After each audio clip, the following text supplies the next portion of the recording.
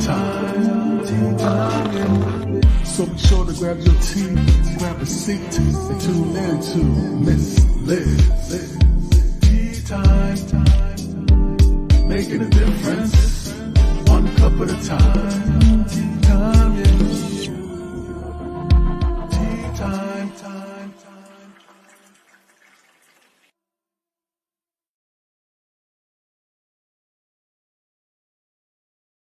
Well, welcome back, everybody. We are here for a new week, and I have two incredible guests today. This afternoon, I have the incredible Mark Smith joining me, and tonight I have W.L. Hawkins joining me, and she's a returning guest from season 3. So be sure to check that out at 7 p.m. Eastern Standard Time. But before we get started, head over to the YouTube channel, give that a quick subscribe, ring that little doorbell, and you'll be notified when all these tea times are live and going out. We have different topics, different subjects. Some are trigger warnings, so if they do trigger you, please, I will not be offended if you cannot tune into that tea time.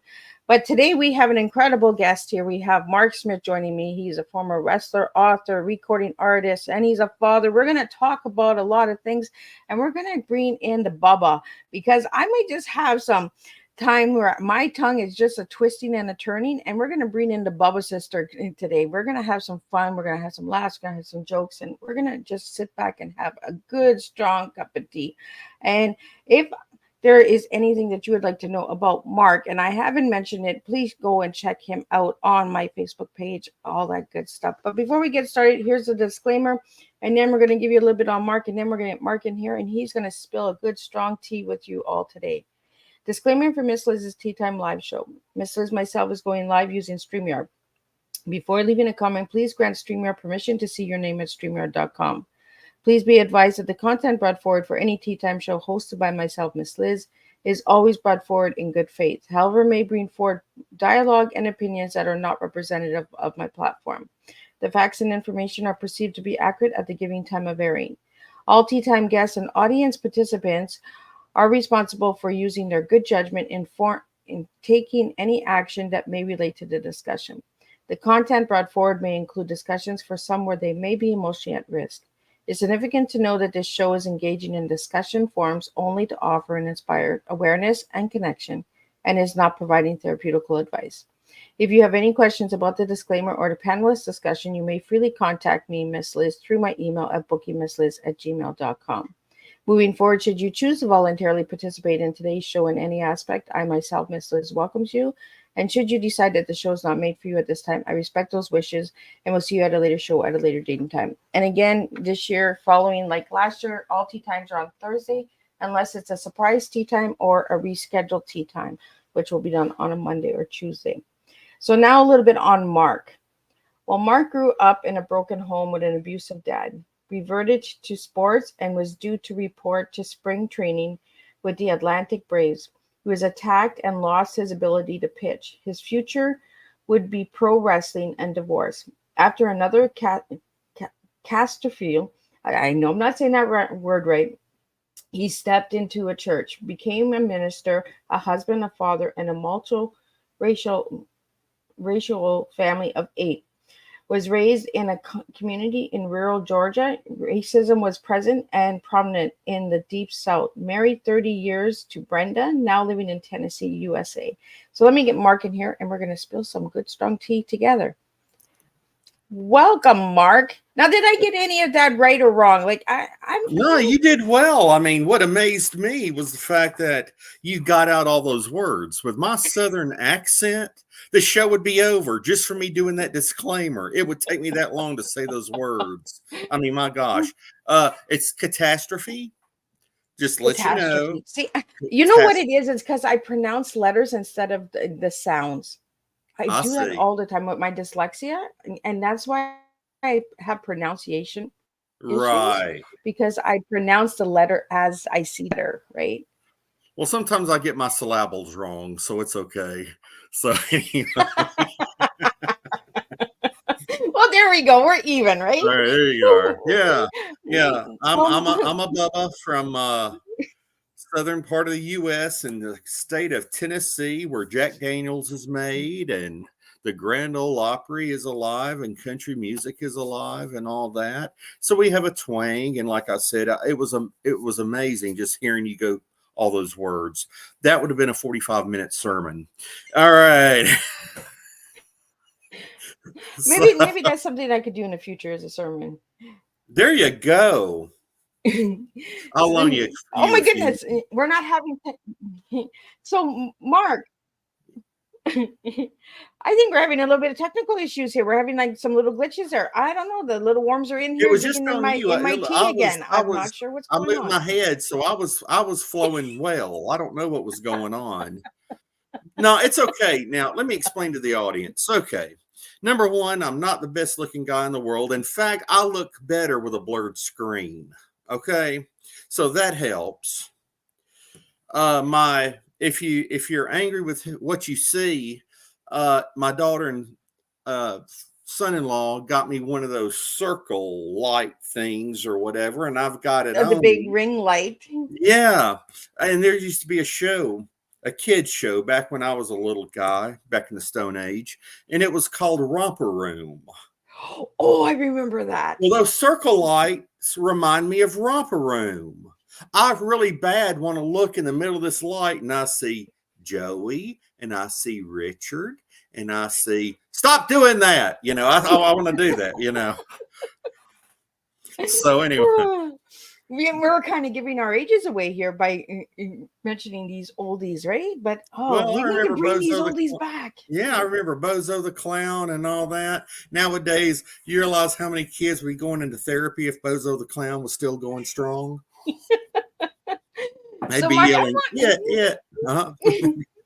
Mark, I want to get into who you were as a little boy and who you are now as a grown man. I know who you are because we've been talking back and forth. We're like brother and sister, right? Yeah. But for the listeners out there, who was Mark as a little guy and who is Mark now? Very insecure. My father, now I'll preface with the fact that my father was actually beaten with chains as a child. So, I've gotten the occasional fist, the pops, that kind of thing. My dad, if I was the prince, he was the king of insecurity. And I think in some ways, the kids were a way for him to take things out for him to project. So he was definitely a product of his environment. Well, being that way, and then he used to brag about being able to give us a look, and it would scare us. And so you grow up, you're walking on eggshells. You're insecure because to him, I actually felt more of a property than of a son in a lot of ways. He and I didn't go off and do things together and that kind of thing.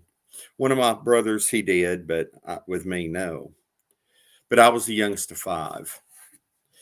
But my mom was, bless her heart, she's still going today, and we talk, and she brought forth a lot of normality where I could play sports. I could do these kind of things, but I also began working at a very young age because my father owned a gas station, and or I should say that the adults had a phrase it was called nutting up. And if they said dad was nutting up, that means he was going to let it fly. He had lost it. He had went to that deep, dark place. Things were going to be thrown, etc. And I guess that's just kind of what a Southern term, was made up. Okay. It was just a made up Southern term. But I do believe that when you are raised in that way, just by one parent treated that way, you are struggling trying to find some validity or trying to find some purpose. You automatically don't think you're as good as anyone else and that kind of thing. I mean, you really don't know who you are.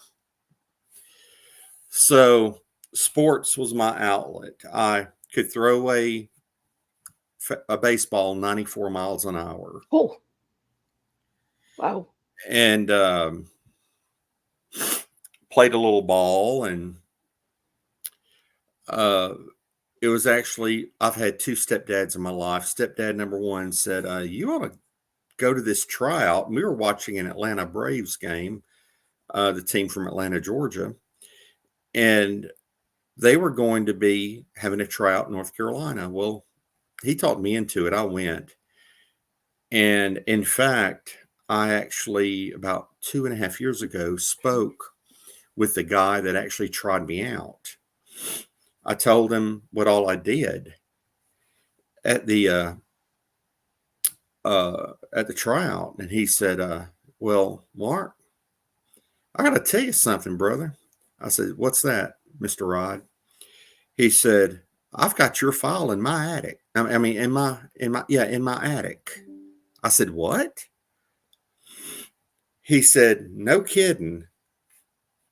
Seeing that you made it through the whole tryout and you did all this, I've got your file. I kept files on everybody that made it through these tryouts because they were likely going to end up playing somewhere. And I thought, wow. But I thought baseball was going to be my way of being somebody. I just had this need of being somebody. And when I was hit in a car accident, and I was also attacked by somebody within about 2 weeks apart. Wow. And my pitching hand was permanently damaged. So I ended up a big wrestling company out of New York. People know them today as WWE. They were at that point WWF, World Wrestling Federation. And they were big in Canada as well. Largest company in the wrestling company in the world. And so a couple people that worked with them actually lived in my hometown. They came, saw me and said, why don't you go out to this ring with us? And so I went. They said, you know, you can handle yourself. You're pretty good. Well, anyway, then I met someone else. And finally, I ended up being trained. They wanted to see. This is back in the day where there weren't these wrestling schools. And I mean, they put you through HE double hockey sticks, you know, if you were going to try to get into the business. So I trained on a 1-inch college wrestling mat on top of a concrete floor. Ooh. For 4 months. Wow. And when I could work a 15-minute match on that, then they had me step into a ring. And then all these promoters, small-time promoters, were trying to get me and everything. But that's how I broke into the wrestling business. And there was a little town about 2-hour drive north of where I lived. And I got a call from a promoter. He was one of the most famous men in pro wrestling. He said, Mark, can you come wrestle in Cleveland tonight? Because it's Cleveland, Georgia. I said, yes, sir, Mr. Jody, I sure can. He said, well, can you leave soon? I said, well, Mr. Jody, it's just a 2-hour drive. It's 10 o'clock in the morning. I can leave here by 3 and I'll get there real early for you. He said, Mark, you don't understand. I said, what, Mr. Jody? What's up? He said, I've just been hired by Ted Turner. He just bought one of the biggest wrestling companies in the world. Come by here, get your contract, get your plane tickets. You're wrestling in Cleveland, Ohio tonight. Wow. So I was halfway. I had to go by CNN Center, of course, where the TV station CNN is. And the wrestling office was on the 12th floor. Security guard let me up and everything. And I'm going, wow, this is like a dream come true. Wow. You know, my mind's blown. I mean, I packed my gear and left the house so fast. It was a 35-minute drive to CNN Center. And I was 20 miles down the road before my butt caught up with the rest of me. I left that fast, you know. And We had what was it? The Road Runner that had the dust in the back of him. yeah, that's about the way I was. Yeah. And then when my rear end caught up with me and slapped me, that popped me on over faster to CNN Center. So they had a contract with Delta Airlines. So I got my ticket, went to the airport, which was 15 minutes away, and flew. And I walk in to the arena, and all these legends are there. And that was the first time I ever thought, gosh, I made it. So that's where the small town boy gets to the guy that says he made it. The problem is that often when you think you've made it, unless you've got things aligned properly, psychologically, physically, everything, what's going to happen is you realize that dream is not the dream you thought it would be. Right, our dreams kind of are like winky wonky, like it's like the chocolate factory. If you don't have all your stuff and ducks in a row, it's a real challenge sometimes.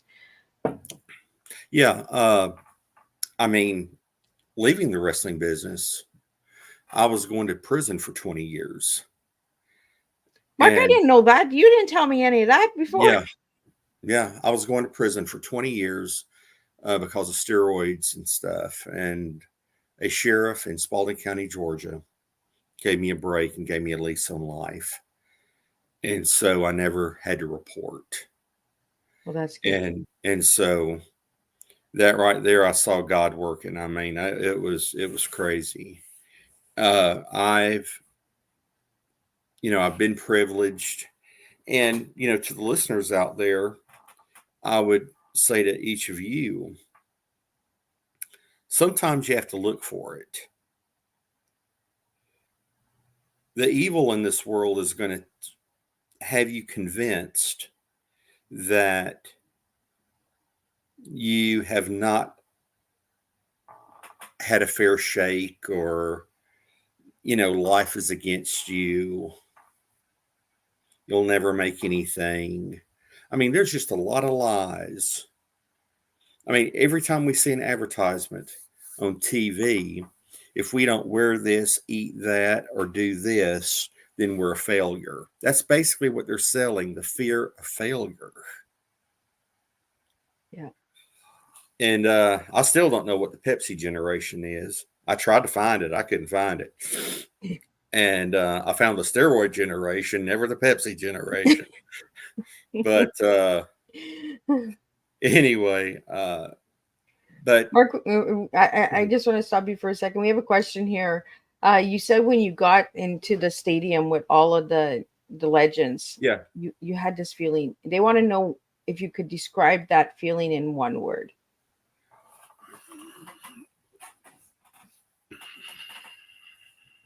Being a young little guy, small town boy coming into this big arena and seeing everybody in front of you. How did you unbelievable. feel? Unbelievable.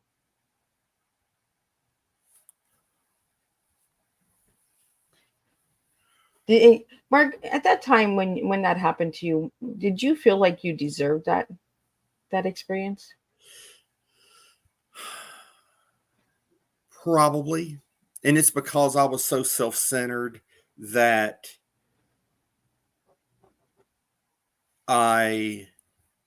it's that part that's not aligned, that think you deserve everything. You're selfish. Youth definitely was not in my favor. Therefore, I had no wisdom.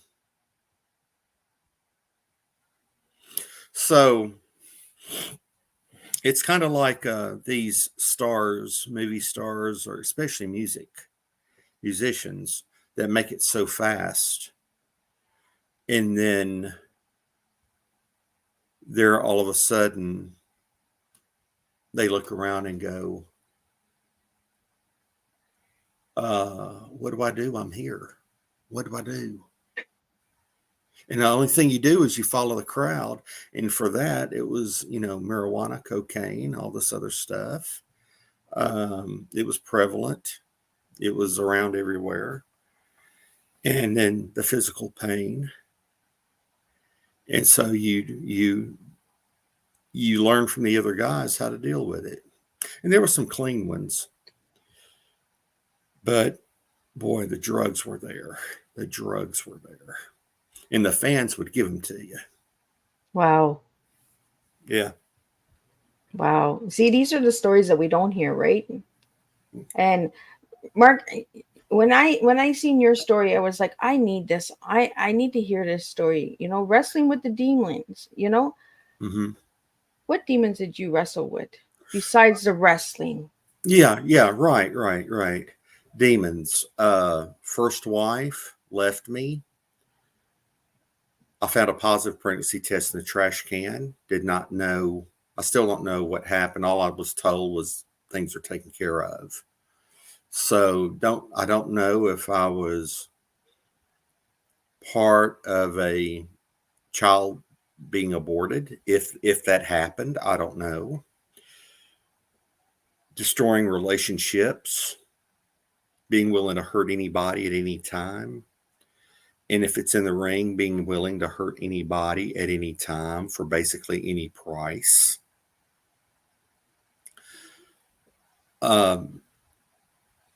Forgiving.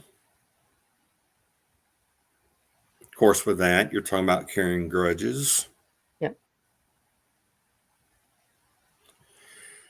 And those are a lot of demons. And when Brenda and I got married, I was a youth minister at a church. I still was fighting demons. I was fighting the demons because I physically hurt so bad that on one occasion I had the pills laid across the bed. And I was thinking, I can't deal with this anymore.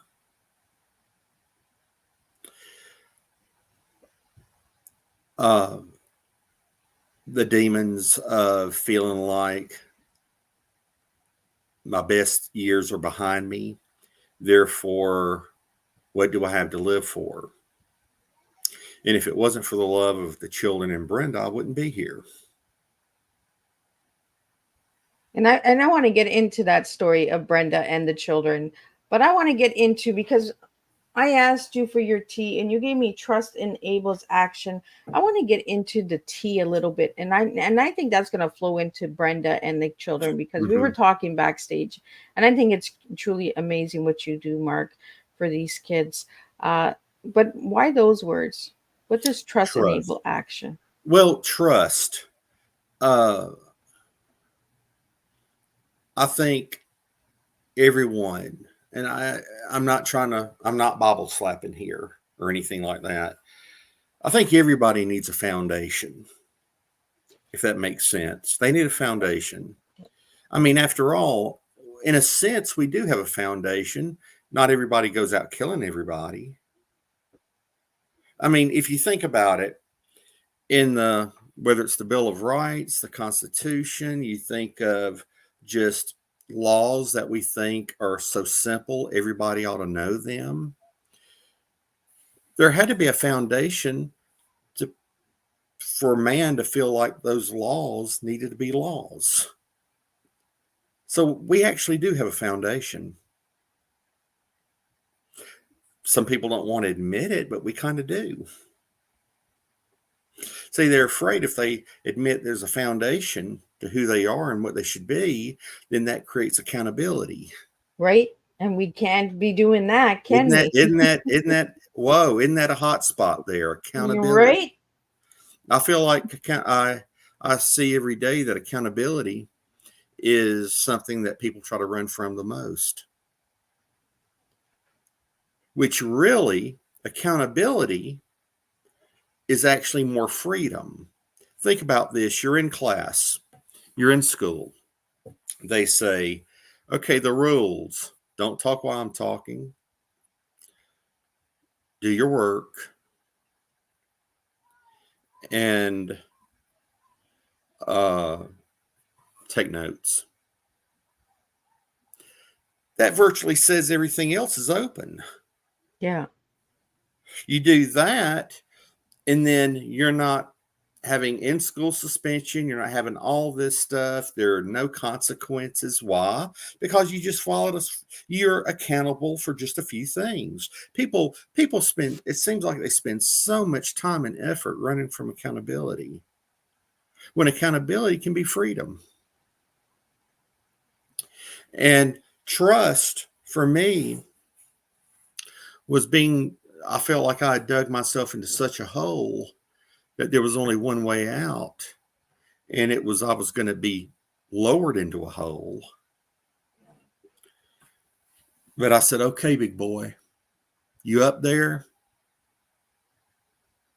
Show me. And I dared him. If people think that God's not big enough to be put on the spot, they don't understand God.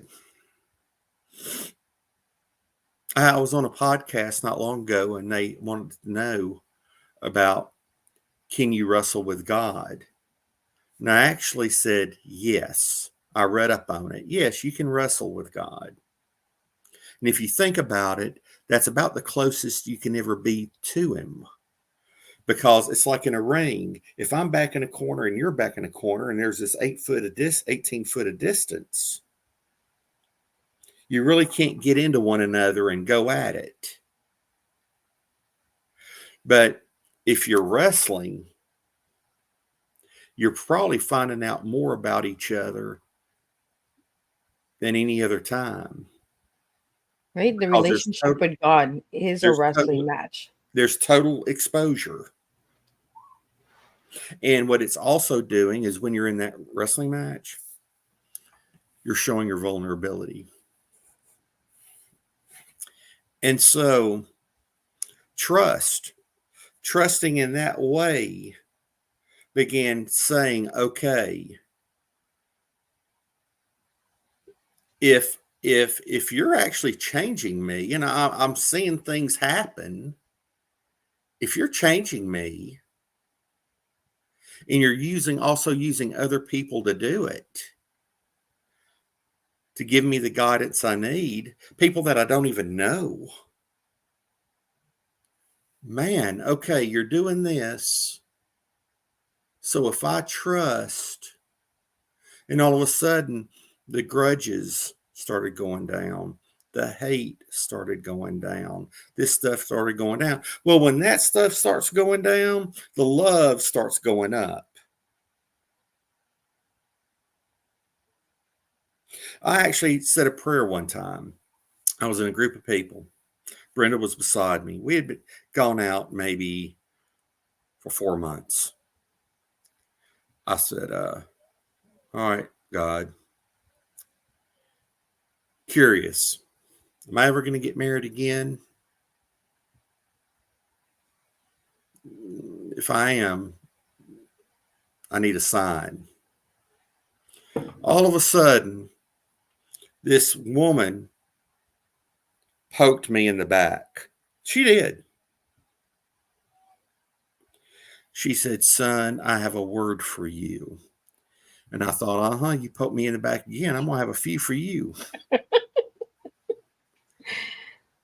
You know, it wasn't going to be God bless you. I'm telling you that much. Well, there's your sign, right? Who was it that always used to say, there's your sign? Bill Engvall. Right? Yeah. There's your sign. Well, she says, I don't know what you prayed for, but your answer is right beside you.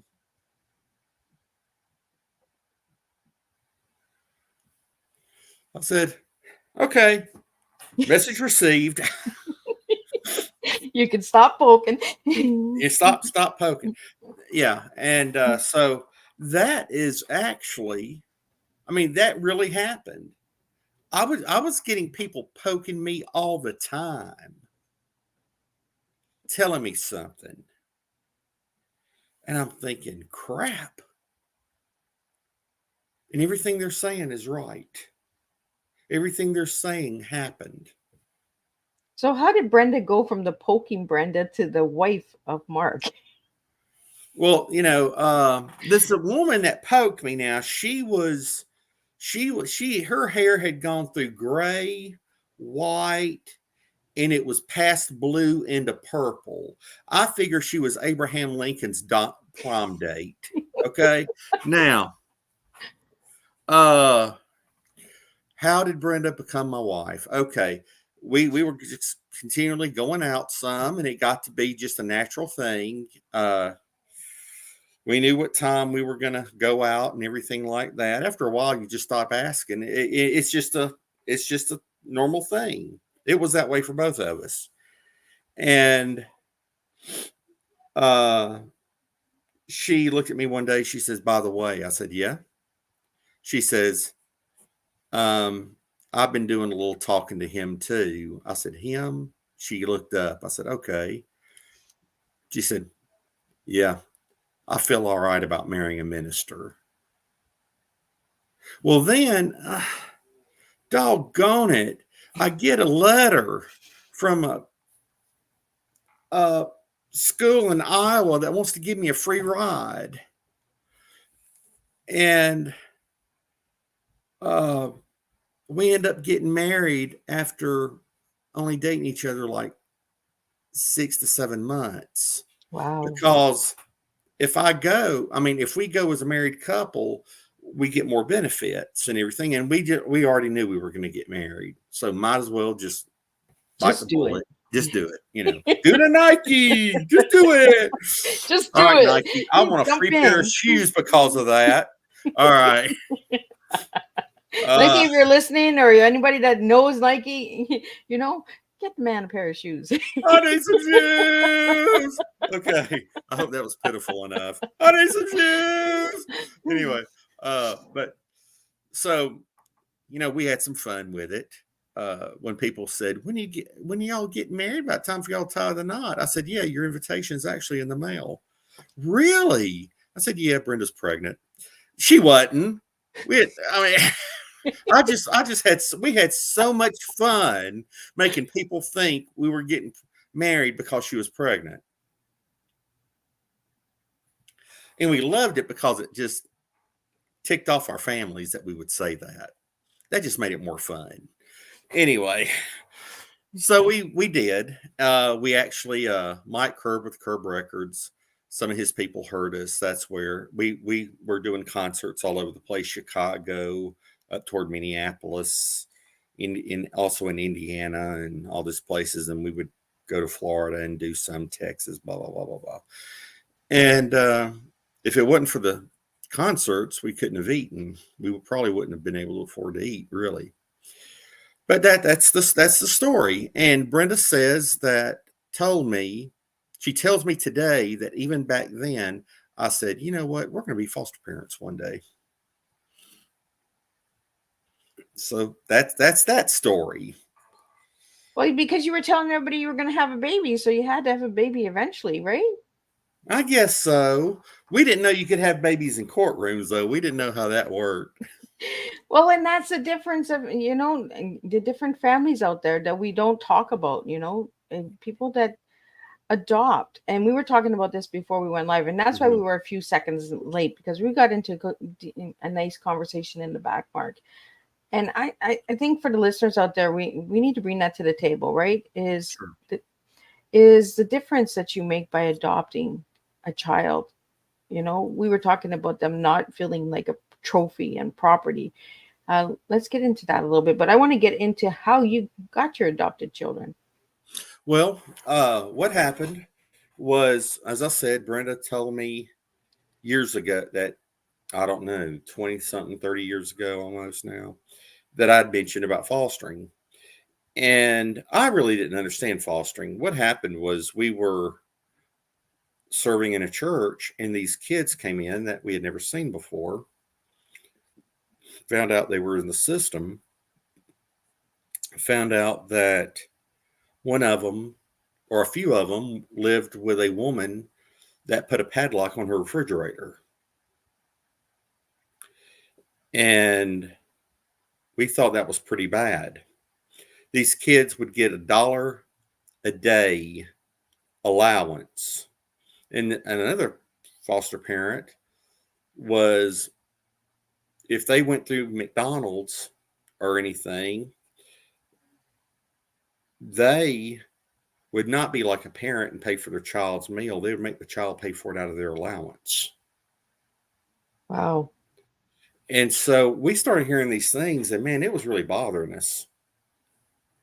So we said, okay, we'll do training, and we'll do it through an agency so that we are better equipped, in that we have more tools.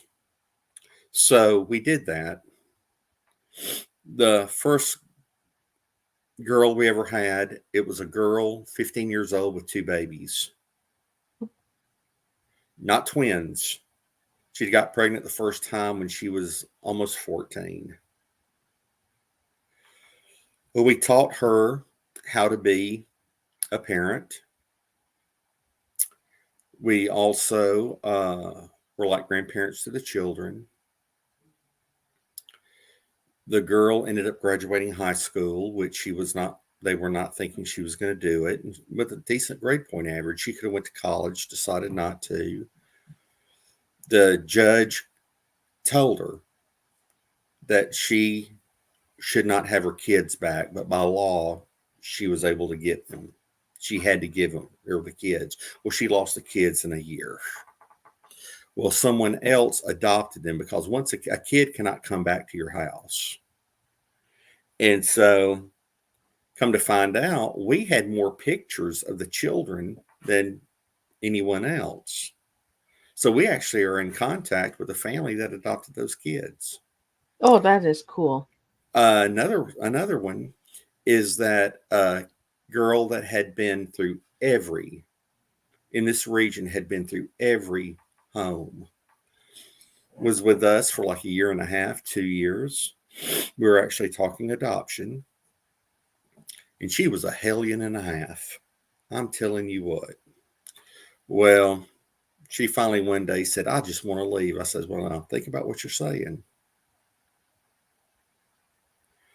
I said, don't say it again. She said it again. And I said, okay, let's go shopping. I took her and handed her over to the caseworker. Her eyes were big. She realized Daddy wasn't playing. Of all things, she wrote me about 2.5 years ago, listed the things she had done, and said, I'm so sorry. Could I be a part of the family? I said, honey, you never have not been a part of the family. For Christmas, she gave me, her present to me were adult adoption papers. Wow. It's the impact, right? The change that you make in a child's life when you take the time to listen. Even if they don't know it then. Yeah. Even if you don't know it then. For most of these kids, they do know right from wrong. If they are doing wrong, they're wanting to see if you love them enough to get them to do right.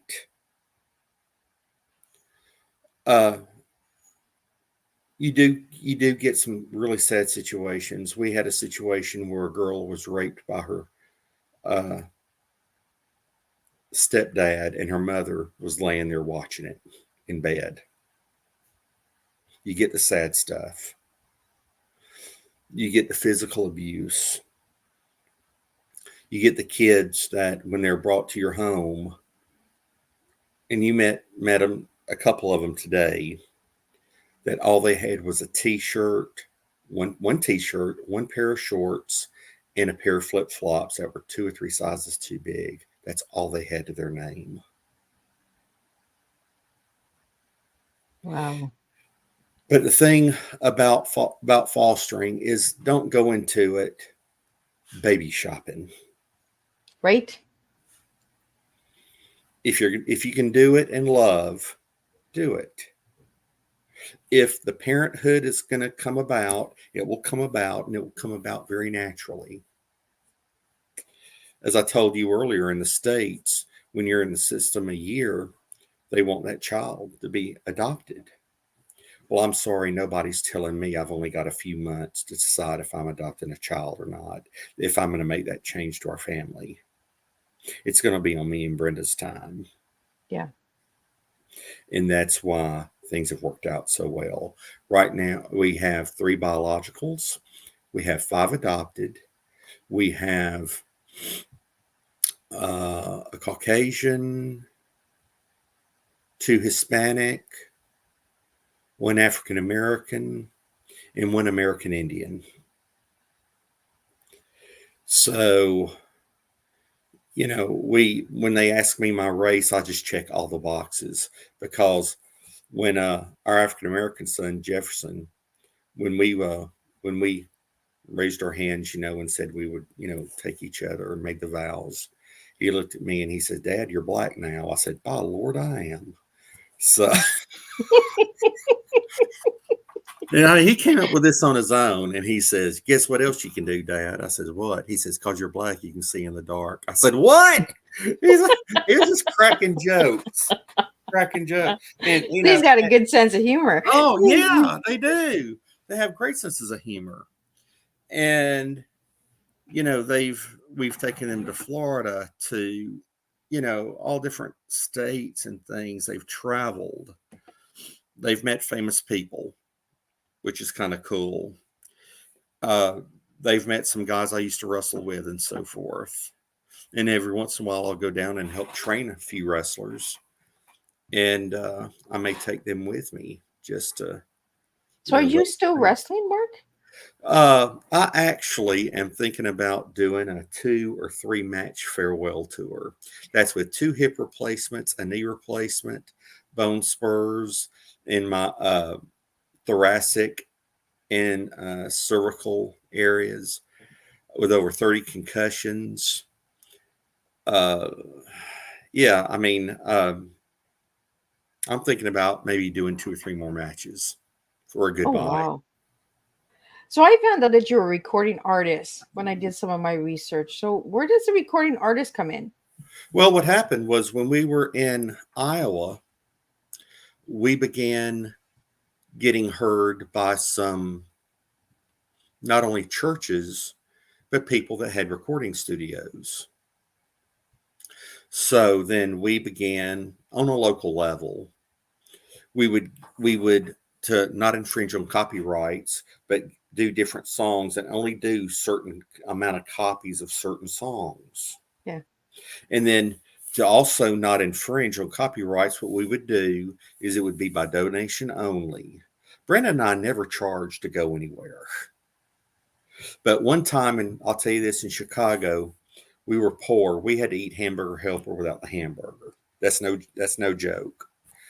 Our car was breaking down. I mean, we had stopped in Aurora, Illinois at a shop, and our car probably could, they said they didn't think it could make it to Chicago, but we had to go to Chicago and then head back to Des Moines, Iowa. And we were at a church and did 3 services that day, 3 different concerts, like 9 o'clock, 1 o'clock, and like a 5 o'clock or something like that. Never asked for anything. Well, the last song of the last concert, and we're broke. We maybe have $15 in the bank. Seriously. This pastor gets up, and I'll say his name, Ed Thibodeau. Great guy.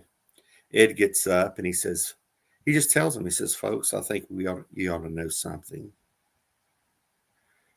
And he told them how we didn't ask for anything or whatever. And we started hearing zippers unzip. And we're like, "What's going on?" Because we're exhausted. We drove through the night. Yeah. We're exhausted. At this point, we're on stage and we're sitting down, and our heads are almost like between our knees. We're just totally wiped out. We did 3 1.5-hour concerts in one day. Oh, wow. He said, would the ushers come up? Show Mark and them how you feel. about them. We walked out with between $600 and $700. Oh, wow. I was God's work. crying like a baby. I was crying like a baby. And then we get to Tennessee, and trying to think of the guy's last name. I can't think of it right now. His first name was Mike. Mike Bailey. He was a singer for a group. He said, "I've got a recording studio. Come on in, guys. I'm going to do this for you for free." So we went in and we got about 500, 600 copies. And we did the entire album in one day. Wow. And again, donation only. But we were doing concerts in Alabama, Georgia, Tennessee, North Carolina, the entire southeastern United States. So, we've been fortunate. And a guy named Johnny Russell, before he passed away, they were actually talking to us about appearing on the Grand Ole Opry. Oh, wow. Have you ever been there, Mark? Oh, I've been there as a fan. I've never been there to sing, but this was going to be to perform. So well, you just never know, right? The dreams there's no end to a dream. You can get on that stage still. If I do, but this is the thing. I'm at peace with it. You see what I'm talking about? Yeah. And that's, I know there are these televangelists and everything talking about favor and that, you're going to get something so unbelievable. Hey, that could happen.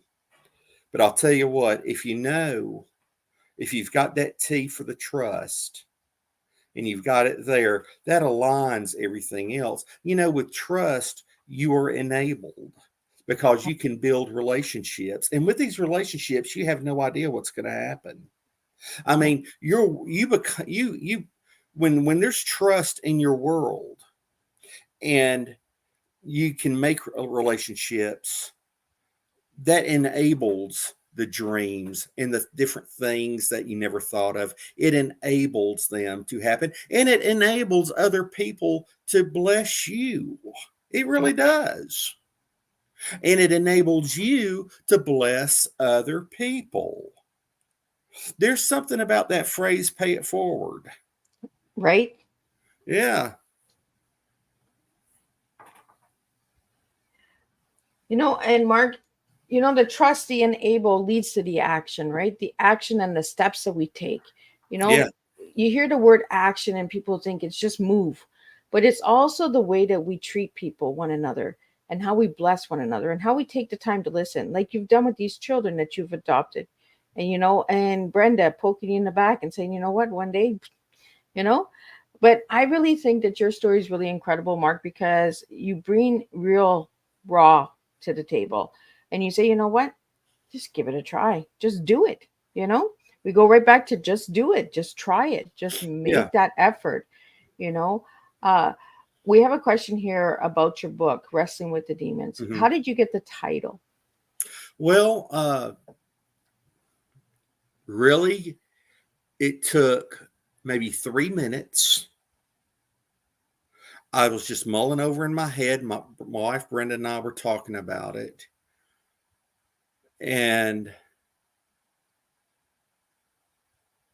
I don't know. It just boom. I said wrestling with demons, and I think the demons part led me into the wrestling part, the part that says wrestling, because of the fact I've gotten so frustrated with the news. I've gotten frustrated where people are getting pulled out of their cars and getting beaten to death.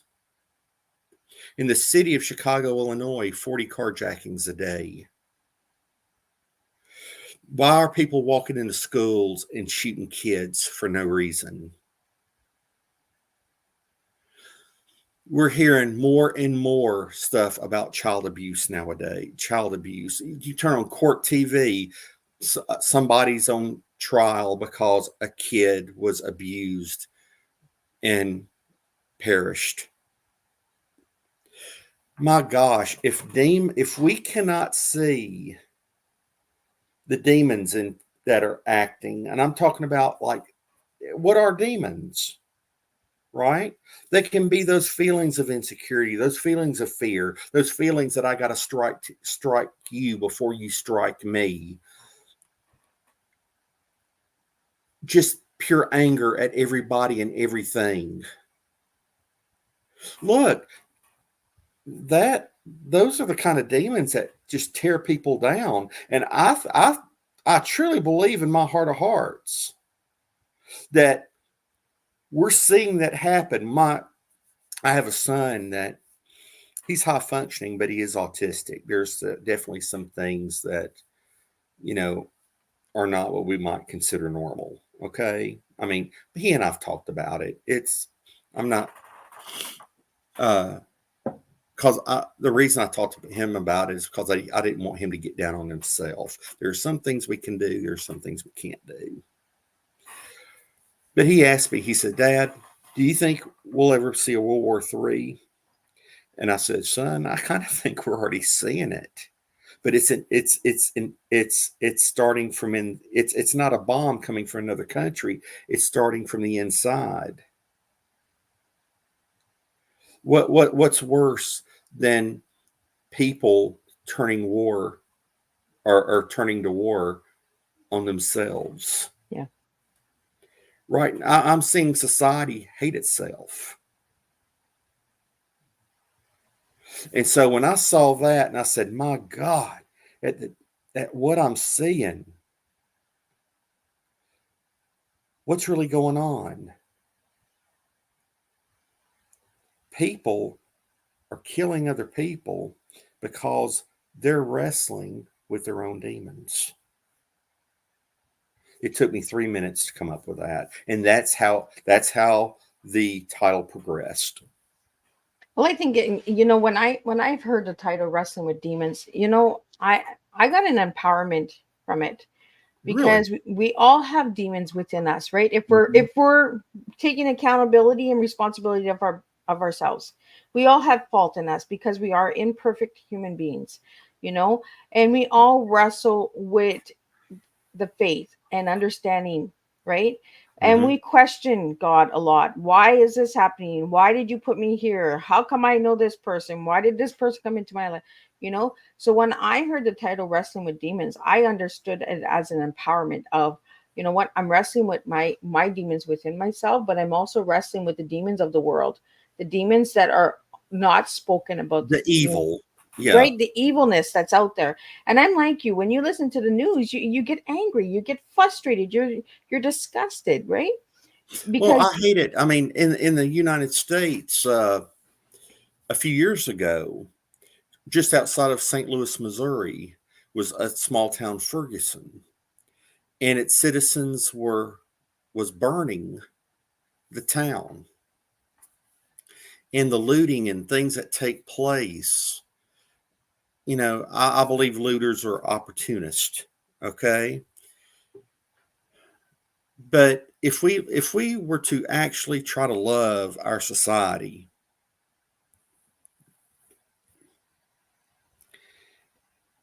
what effect would that really have? I mean, on the crime rate, on people, on the homeless. I mean, it's cruel.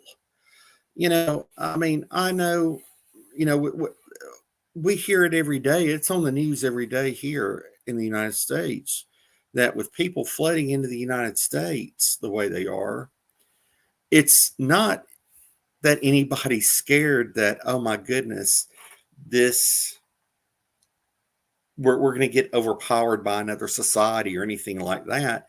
But the fact is there's not enough housing. There's not enough food that's available when you have 10,000 people crossing in a day. a border. You know what I mean? And how do you deal with all that to where it's not cruel to the people? Because what's so sad is if people are just flooding over, and if the only way they think that they can eat is to hurt someone else, and then they're going to jail, I mean, there's no winner. And so it saddens me, if that makes sense. It's not a bigotry, it's a sadness. I think this is why we need to get our stories out there, right? We need to start opening up. And yes, Wesley Curley, the second, I do see your comments coming in, and I will get them up in a bit. So thank you for tuning in and sharing. I will put up the comments that relate to the discussion. Thank you for tuning in. But Mark, I want to, the reason why we have to start sharing our stories and getting the hard stuff out there, getting the awareness out there, right, is to make a difference for the younger generation, to make a difference for these young generations that will probably not understand why the world is so angry at itself. We by sharing our stories, we're actually healing the world, because we're bringing openness, we're bringing heart and passion and purpose behind our stories, right? Like the passion and purpose you had when you were wrestling, when you were recording ministry, that's where the passion and purpose is for Mark, for you, right? Mm-hmm. And for me, it's the T. Like when we start serving our real authentic selves, then we really truly make a difference and we make a change in the world, right? And you're providing accessibility, right? That's the thing. Anyone can get in front of a group of people and do a fire, rah, rah, rah. But I do believe people want genuine. They want what's genuine. And the best way if something works is to talk to someone that's used that product. And in this, I'm using God as a product. I'm referring to him as a product. But yeah, opinions are like, I'm not going to say it, but everybody's got. Okay. I think everybody knows it and has heard it, right? All right. Me, when people come and give me their opinions and it doesn't resonate with me, I'm just like, that's like an onion. There's so many different layers. Yeah. And some layers are just not made for Miss Liz, and that's okay. Some layers are. But you know what? When it doesn't resonate, I'm not going to put it into my body. It's like cutting the onion and cooking the onion and putting it into your body. If it doesn't resonate with your story and your mission and purpose in life, don't put it in, and don't feed it. Don't give it attention if you know that it's going to bring in that, because onion, sometimes if it's not cooked right away, it can be poison. It can be deadly. So, I always use the onion as a metaphor, because my grandma used to always say, you know what, peel those layers and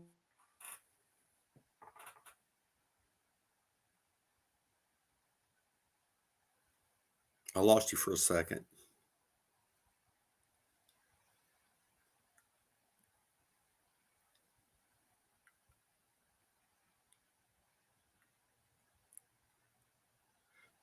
I do agree with you as far as peeling the layers.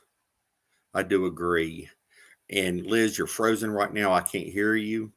If the listeners can hear me.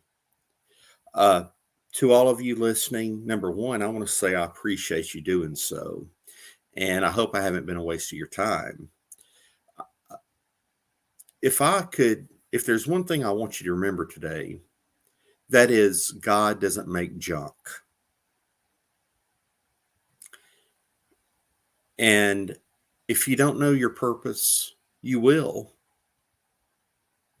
Because sometimes things are not in our timing. It's like things have to be aligned. And believe me, I hate the word patience. I do. Okay.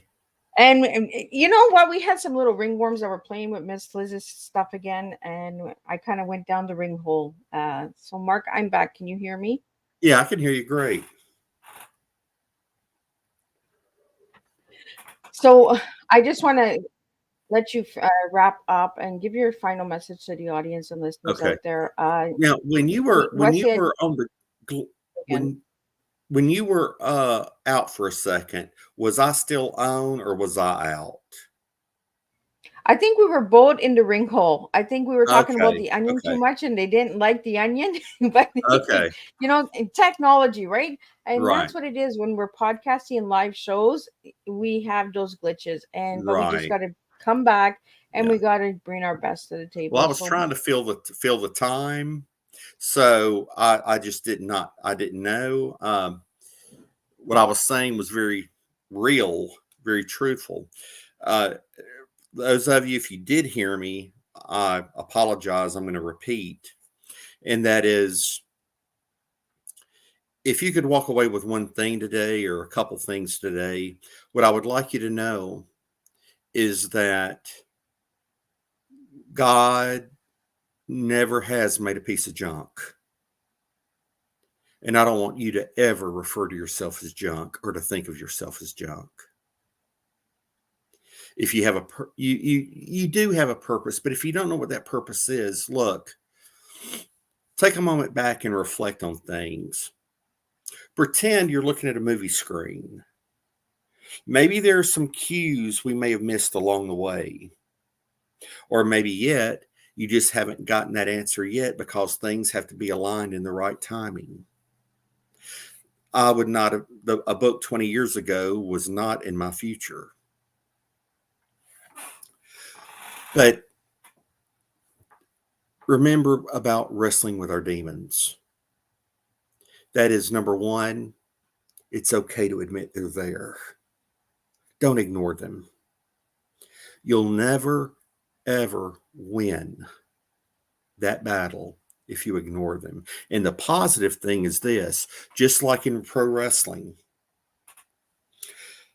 I have had my sternum cracked. I couldn't breathe. I made myself over to a tag team partner and I made the tag. And really, that's what we can find in God. See, we've already been told that we've won the battle.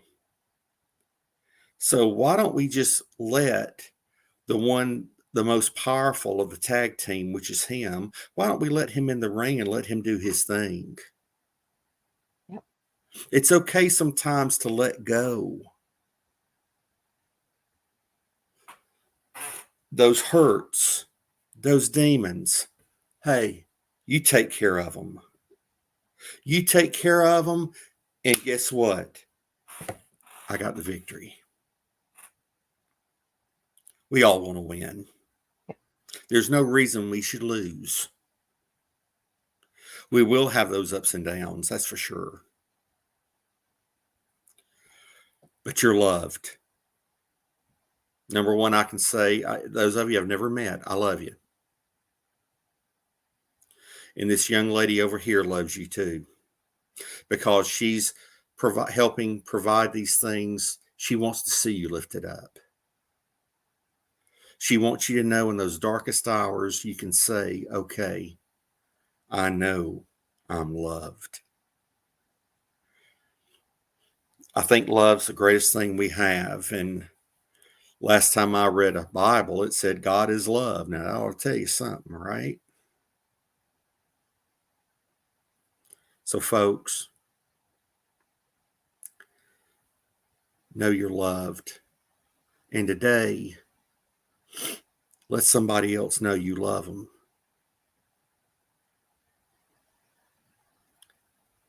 And contact Miss Liz.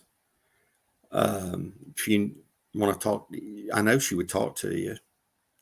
But if you need to talk to me, I'm giving her permission right now to give you my email. Okay? Go to Amazon and get this book, please. because you need to know that you've won. You need that reminder in writing that you've won. There's probably something in my life that you might be able to relate to. In that way, you'll know by watching this video and having that book and knowing that story, you'll know you are not alone. Anyway, I love y'all. Thank you. Well, Mark, I really want to just thank you for taking the time and sharing a good, strong cup of tea with me. We became brothers and sisters from another mother. This is how it works. When you really take the time and patience to build relationships with your guests, you really do impact lives. Mark is not just a 1 hour fill in. Mark is my big brother, and he's going to look out for me, and I'm going to look out for him. That's just the way it works. I want to thank everybody for tuning in, all the supporters and that. Wesley, I did see your comments. I will reach out to you and that. So thank you again. Thank you to all the supporters and listeners out there. And I will be back at 7 p.m. Eastern Standard Time with Wendy Hawkins, also known as W.L. Hawkins. And she'll be coming in and sharing about her new books and updates and all that, because she's coming in from season 3. So we're in season 5, and we're going to have some really incredible updates. So be sure to check in. And if you're watching these tea times on replay, please push #replay and let me know where you're tuning in from. If you're tuning in from YouTube, Facebook, Twitch, Twitter, all of those platforms, Rumble, wherever you're tuning in from, let me know so that I can reach out and give you a good shout out as well, because I appreciate that. And I want to give a special shout out to Business Mind Media for the amazing write-up that they've done on Miss Liz. Check that out, and thank you. I will be working with them for the next year, so you check them out and what they're doing with their business and their magazines and all that good stuff. So until then, I will see everybody at 7 p.m. Eastern Standard Time. Mark, don't leave. I'm going to talk to you in the back, and I'll see everybody tonight for the second tea time of this week in January.